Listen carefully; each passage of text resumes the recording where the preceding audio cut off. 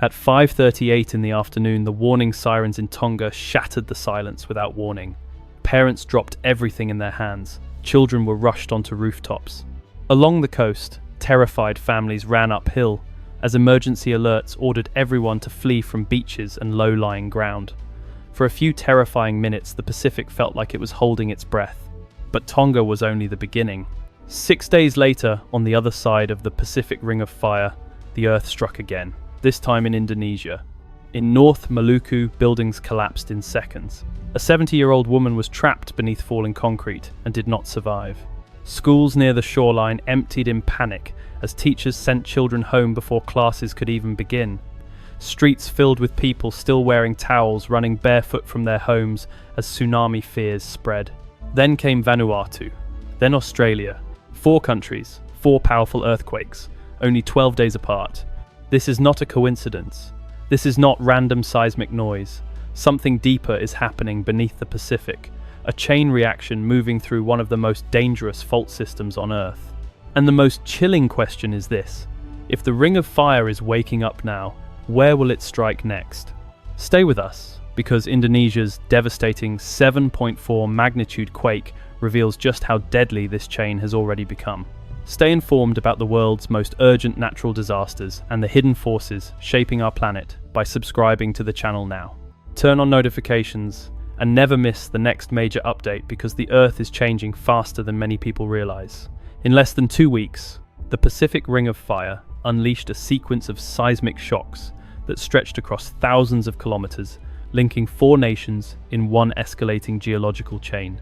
It began in Tonga, where a powerful 7.6 magnitude earthquake struck deep beneath the Earth, triggering tsunami warnings and forcing coastal evacuations across the island nation. Though no destructive wave arrived, the fear was real, and the alert exposed how vulnerable the region remains. Just 6 days later, Vanuatu was hit by another major quake, measuring 7.3. The tremor struck near Luganville, in a zone already known for relentless tectonic pressure. Damage reports were limited, but for seismologists, this was another warning sign in a rapidly intensifying pattern. Then came the most destructive blow. On the morning of April 1st, Indonesia's Maluku Sea ruptured with a 7.4 magnitude earthquake. Tsunami waves rolled into coastal areas, homes collapsed, hospitals were damaged, and nearly 2,000 people were forced to evacuate. The human toll was immediate and tragic. Before the region could recover, Australia, a continent rarely associated with major seismic disasters, was shaken by an unusually strong earthquake near Uluru. For many experts, that event transformed concern into alarm. 4 earthquakes, 4 countries, 12 days. Separated by borders but connected beneath the surface by the same unstable tectonic system, now showing signs of dangerous acceleration. At 6:48 in the morning on April 1st, the deadliest moment in this seismic chain began beneath the Maluku Sea in Indonesia. Without warning, a powerful 7.4 magnitude earthquake tore through the seabed west of Ternate, ripping across a rupture zone nearly 100 kilometers long. In just 30 seconds, entire communities were thrown into chaos. The strongest energy release came within the first 15 seconds. Then the sea responded. Within half an hour, tsunami waves began striking coastal areas. In North Minahasa, waves rose to 75 centimeters. In Balang, the water surged to 68 centimeters.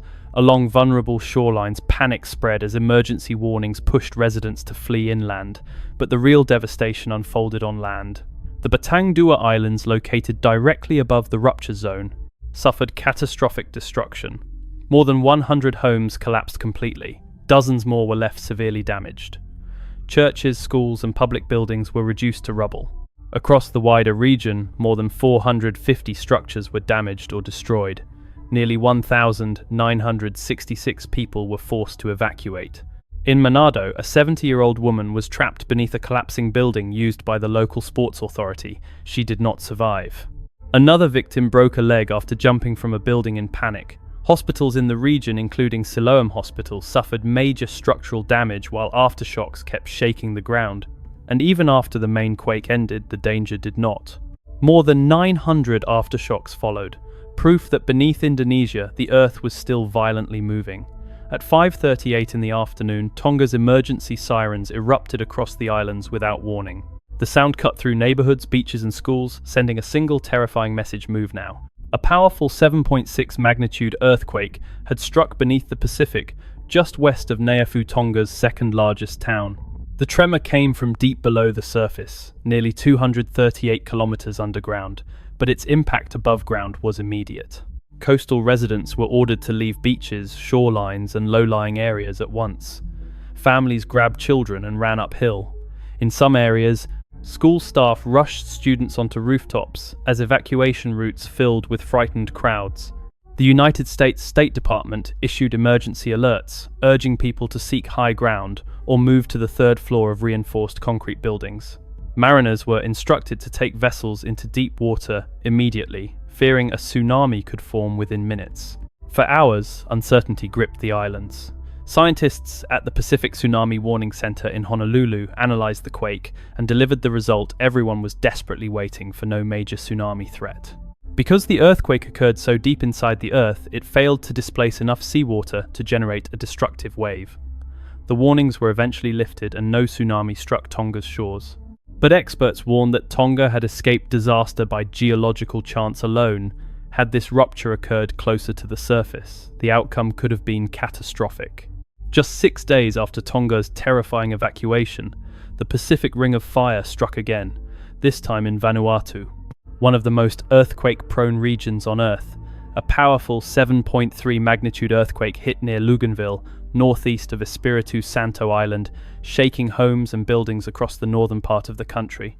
The quake originated at a depth of around 115 kilometers beneath the surface, deep enough to reduce the immediate destructive force, but still strong enough to remind the region how fragile life is along this volatile, tectonic boundary. Unlike Indonesia, there were no immediate reports of widespread destruction or tsunami warnings. On the surface, Vanuatu appeared to escape the worst, but that calm hides a deeper truth. This part of the Pacific sits directly above the North New Hebrides subduction zone, one of the most active seismic corridors in the world. Since 1900, this zone alone has recorded more than 34 earthquakes stronger than 7.5 magnitude. In Vanuatu, massive earthquakes are not rare disasters, they are recurring realities. For local residents, every tremor carries the same haunting uncertainty: will this one be the big one? Seismologists viewed the Vanuatu quake not as an isolated event, but as another critical signal in a rapidly escalating regional pattern. By now, 3 major earthquakes had struck within less than 1 week, and the chain was still not over. Before fear across the Pacific could settle, the seismic chain delivered its most unexpected shock yet: Australia. In the early hours of the morning, at around 4:30, a powerful earthquake struck south of Ulara, near the remote region surrounding Uluru. Measuring between 5.5 and 6.0 magnitude, the quake rattled one of the last places many people would expect to see serious seismic activity. Australia is widely considered geologically stable compared with nations like Indonesia, Japan, or Tonga. It does not sit directly on the edge of a major active subduction trench, which is why this earthquake immediately caught the attention of scientists. Geoscience Australia received dozens of felt reports from residents in the surrounding outback, confirming that the tremor was widely experienced despite the sparse population. Senior seismologist Jonathan Bathgate made a striking comparison. The quake's strength was similar to the devastating Newcastle earthquake of 1989, which killed and injured dozens in a densely populated city. This time, geography prevented catastrophe. Because the earthquake struck in a remote desert region far from major urban centers, casualties and structural losses were limited. But experts warned that if the same shallow quake had occurred beneath Sydney, Melbourne, or another major city, the consequences could have been severe. Australia's tremor changed the meaning of this seismic sequence. This was no longer just a regional Pacific disturbance, it had become a warning that even supposedly stable ground may no longer be as secure as believed. What connects Tonga, Vanuatu, Indonesia, and Australia is not coincidence. It is the vast and violent tectonic engine known as the Pacific Ring of Fire. Stretching for nearly 40,000 kilometers around the Pacific Ocean, this horseshoe-shaped fault network is the most seismically active zone on Earth. It generates about 90% of the world's earthquakes and contains roughly 75% of all active volcanoes. Beneath its surface, colossal tectonic plates are constantly grinding, colliding, diving beneath one another, and storing enormous pressure over time. In Tonga, the Pacific Plate is plunging beneath the Indo-Australian Plate at extraordinary speed, up to 240 millimeters per year, one of the fastest subduction rates ever recorded. That extreme motion creates deep, powerful earthquakes, capable of radiating energy across huge distances. In Vanuatu, the Australia Plate is forced beneath the Pacific Plate at rates between 80 and 90 millimeters annually, intensified by back arcs spreading in the North Fiji Basin. This makes the region one of the most unstable seismic corridors in the Pacific. Indonesia is even more complex. The Molucca Sea is the only known place on Earth where two opposing subduction zones are consuming the same oceanic plate from opposite directions. The Halmahera and Sangihe plates are crushing the Molucca Sea plate in a rare, double-sided tectonic collision. Even Australia, though considered stable, sits on the northward-moving Indo-Australian plate, which continues pushing into Eurasia. These earthquakes are not isolated disasters. They are surface symptoms of one interconnected planetary fault system, now releasing pressure with alarming intensity. What makes this sequence of earthquakes truly alarming is not simply the number of quakes, it is the pattern they form together.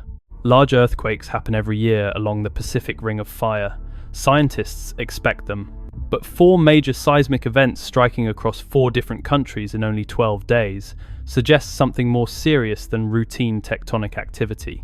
These were not random, isolated tremors. They occurred along interconnected fault boundaries tied to the same massive plate system beneath the Pacific. That geometry changes everything.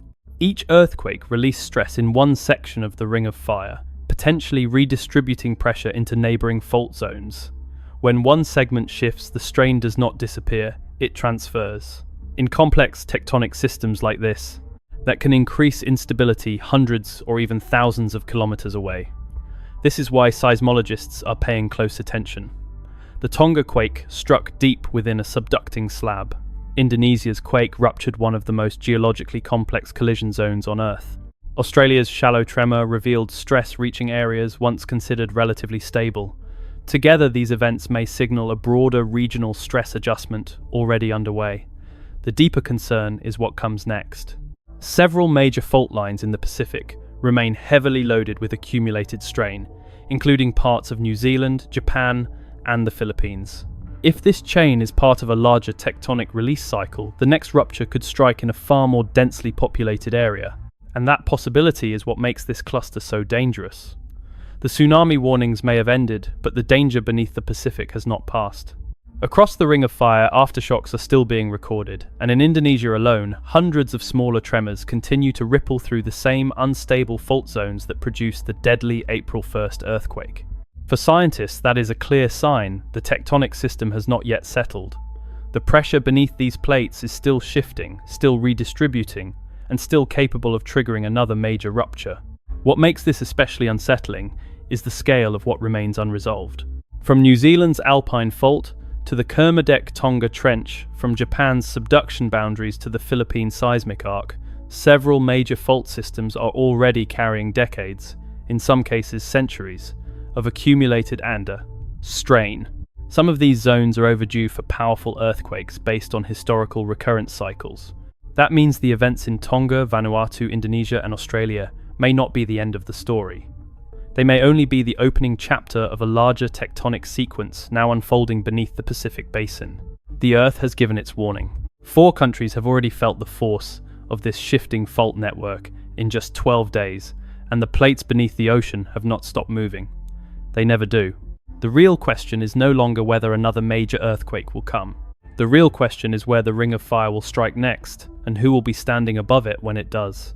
Which country do you think faces the greatest risk next? Tell us in the comments. Subscribe now for trusted updates on earthquakes, tsunamis, and major global disasters as they unfold. Turn on notifications to stay ahead of breaking events, expert analysis, and urgent warnings from around the world, because the next seismic event could happen when no one expects it.